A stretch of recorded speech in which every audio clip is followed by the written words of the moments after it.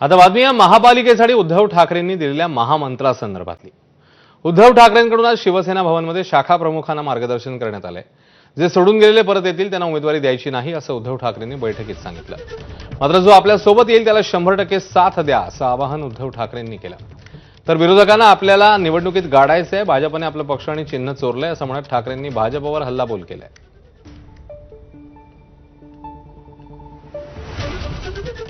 तर ठाकरे बैठकीत काय म्हणाले ते बघूया।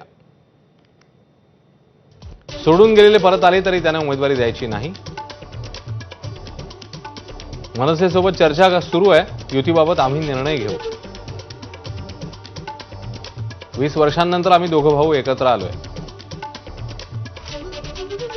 जो सोबत येईल त्याला 100% साथ द्या। मुंबईतील सर्व वॉर्ड्समध्ये तयारी ठेवा, हेवी दावे विसरा आणि तयारीला लागा। भाजप आणि मुख्यमंत्र्यांच्या टीकेला फक्त ठाकरेच लागतात याचं महत्त्व समजून घ्या।